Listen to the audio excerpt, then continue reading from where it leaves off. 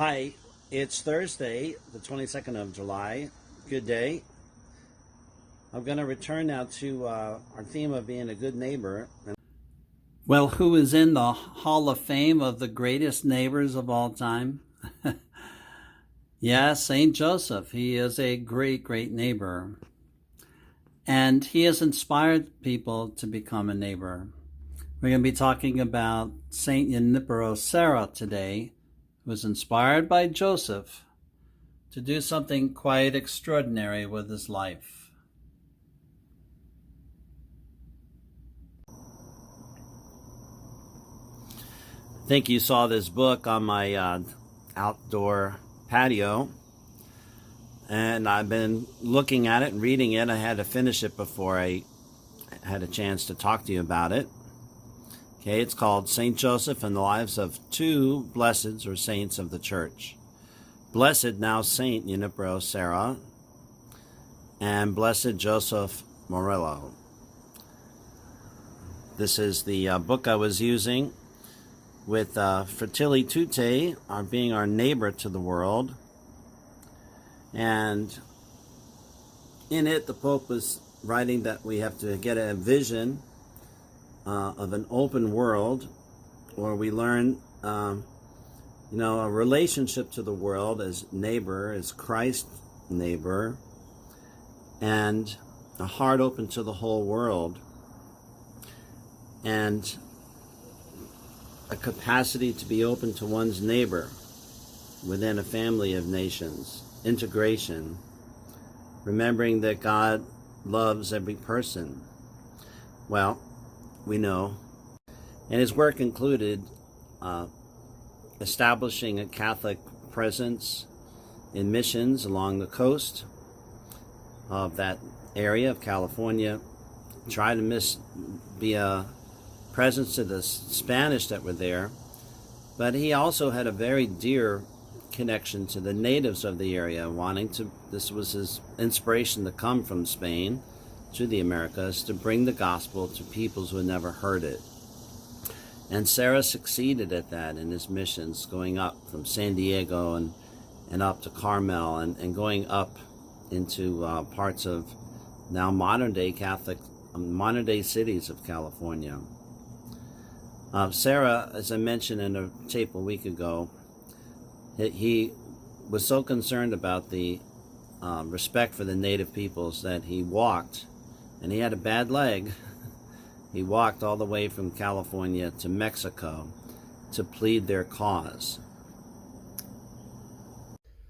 As this book continues to point out about Father Serra, Saint Serra, this Mallorca, Spain-born man becomes a missionary on the west coast of today's United States, founding many missions that are now famous cities in that state.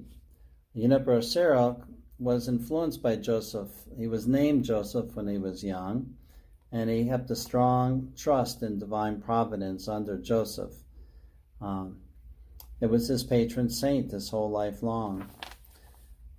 So when Pope John Paul II named Serra to be beatified, he was well aware of the St. Joseph influence. So too was Pope Francis when he elevated him to sainthood. He knew that he was elevating a lover of St. Joseph to the sainthood. St. Joseph figured prominently in all the missions out to the West Coast. Even in Mexico, there was so many chapels and processions dedicated to St. Joseph just due to the Spanish influence. And also in other missions, the Jesuit influence that was crossing the country under Father Kino. And originally it was Jesuits and Franciscans in California, and then later it just became the Franciscans. When you got there, even you saw that islands were named for St. Joseph, like off the coast of Baja, even in 1633. And then you have different places named after San Jose Matape, San Jose de las Pimas on the Matape River. That's in 1653. Then they name another place in the Eastern Hills San Jose Teopare, all after the saint, just giving him all kinds of names.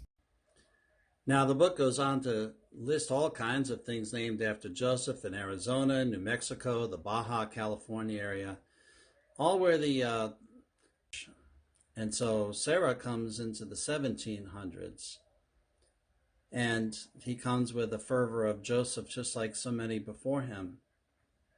By the time Serra comes with the Franciscans and eventually is in charge of them all, there's a song called Alabado. It's a song to Jesus, Mary, and Joseph.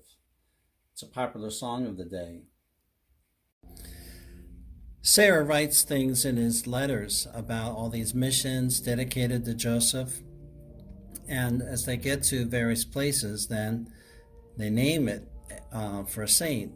Now we know that some of the cities like St. Barbara, San Francisco, San Diego, they were named after saints. We know that in the end, San Jose retains the name of St. Joseph. And we know that though Monterey, one of the great missions of Serra, originally that was all dedicated to Joseph. And they began to celebrate special masses to Joseph, not just on March 19th, but on the 19th of every month. And they would have images of Joseph that they would place. And this is the early part of our country then, even before we're officially America, the independent. We have Joseph on the West Coast being invoked all the time for success of the Catholic faith, being received here in this nation. And this book, again, I'm reading about Father Serra. It says that in Serra's life, there was always Joseph.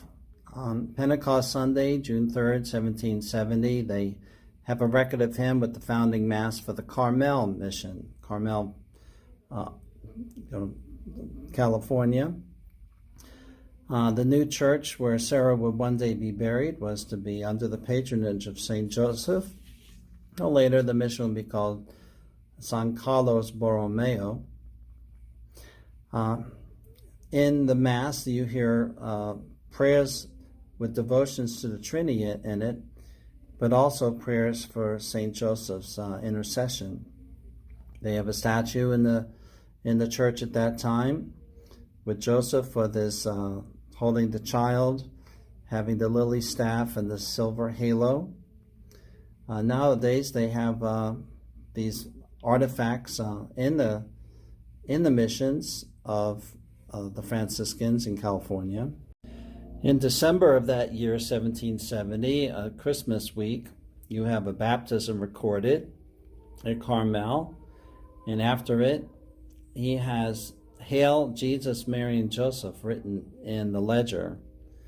It's baptism number 15 that catches your attention on St. Joseph's feast, March 19th. This one was baptized Juan Yosef, whom Serra would take with him to Mexico City to have him confirmed there in 1773. He was the first native to be confirmed there in that region. And he was like the first fruits of evangelization, and Serra decided to take him on that trip back to Mexico. So years afterwards, they're still writing Hail Jesus, Mary, and Joseph, and it's a greeting even done by the natives of the area to one another. When they see the missionaries, they say that, Hail Jesus, Mary, and Joseph. There continue to be records of St. Serra.